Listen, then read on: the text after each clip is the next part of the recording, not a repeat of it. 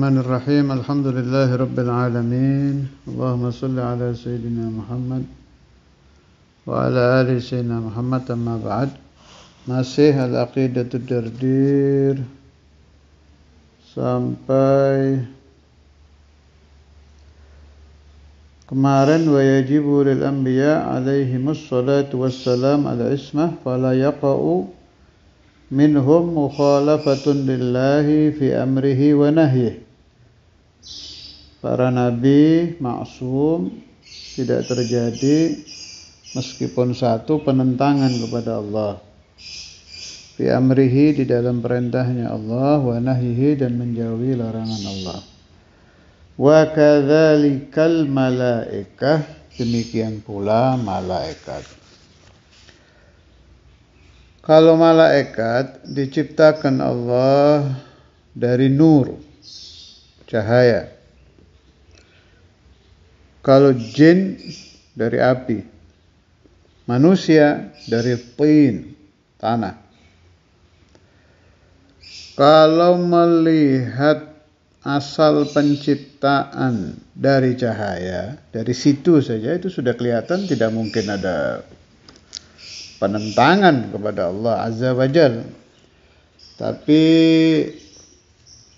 berpikir aslul khilqah, asal penciptaan nur, berarti tidak akan maksiat. Manusia dari tin berarti bisa maksiat, ya keliru juga. Tetap semua kembali kepada Allah ya.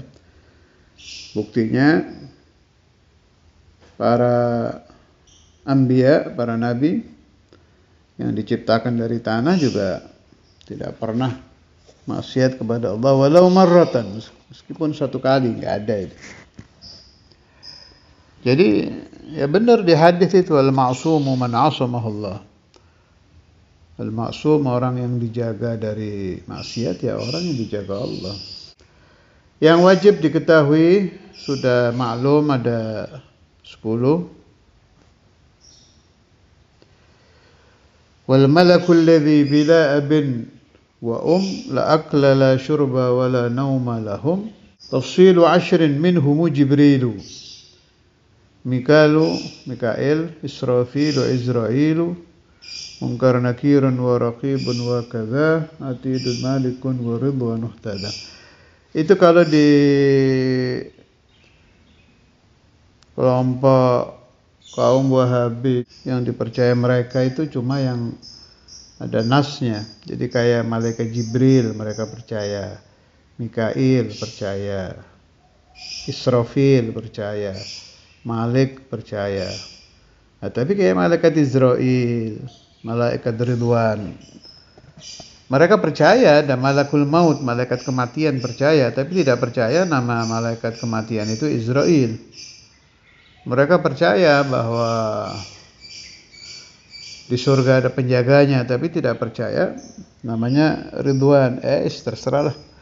Kita ikuti mayoritas ulama yang sudah kita ambil ilmunya, Ahlus Sunnah wal Jamaah, Asy'ariyah, Maturidiyah, bahwa memang nama malaikat penjaga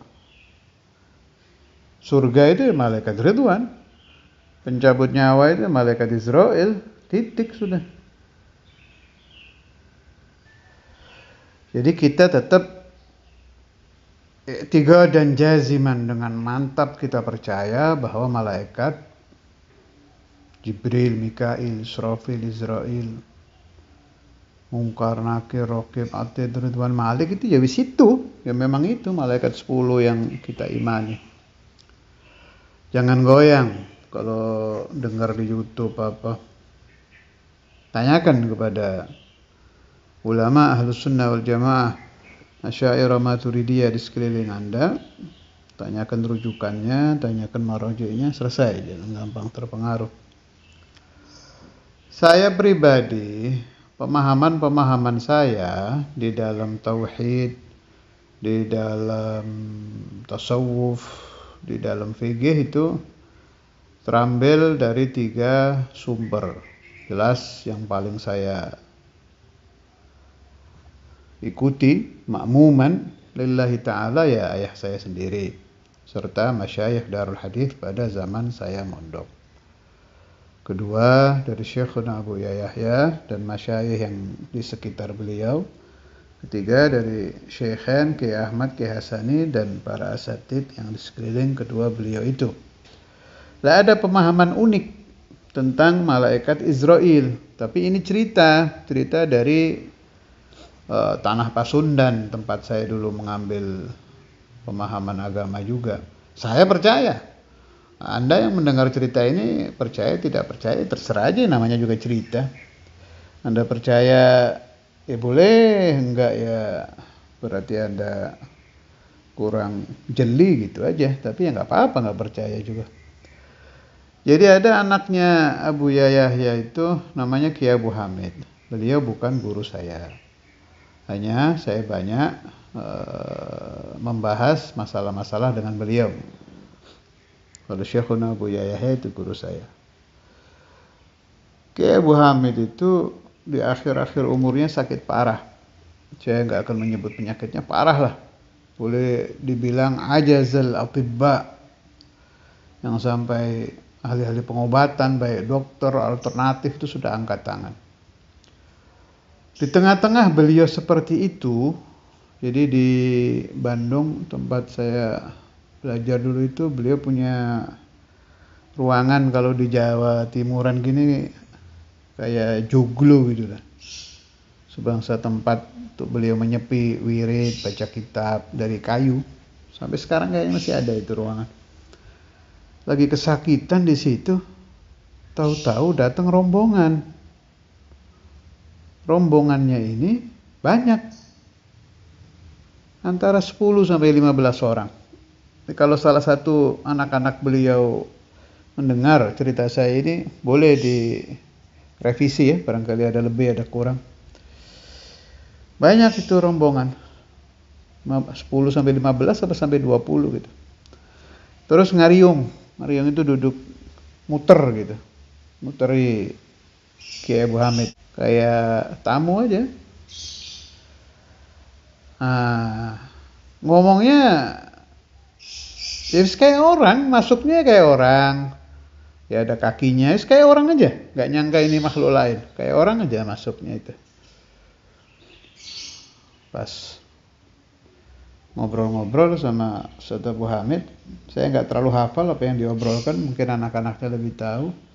Pokoknya ya kurang lebih berhubungan dengan penyakit dan kesembuhan gitu. Terus ditanya, siapa kalian ini? Kami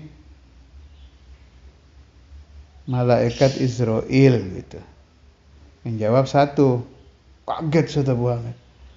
Kaget, terus orang-orang itu pergi, udah selesai ceritanya. Cuma kalau kata orang Jawa Timur itu ketenggengen gitu. Apa ini? Pas kejadian itu Bu Yahya datang. Ditanya sama Kiai Abu Hamid. Bu Yahya itu bapaknya. Ditanya sama Kiai Abu Hamid. Bu Yahya, malaikat Israel itu kan satu. Ini kok banyak? Katanya Buya, iya malaikat Israel satu. Tapi pembantunya yang banyak. Dan mencabut nyawa orang tuh di seluruh dunia ini. Berapa jumlah? Sekarang ini jumlah manusia kurang lebih 8 miliar. Menurut catatan yang saya lihat di peneliti-peneliti itu. Kalau yang meninggal per hari nggak tahu berapa juta itu. Kalau malaikat Israel satu, gimana caranya? Ya bisa saja kita beriman. Ada yang menjawab seperti Wali Kutub aja kan, dunia kal qas'ah itu kayak piring, apalagi malaikat Israel. Tapi saya lebih condong ke fatwanya Abu Yahya tadi itu, pembantunya yang banyak. Alhasil, cerita-cerita begini ini bolehlah kita cari, setelah ketemu kita baca, kita pahami.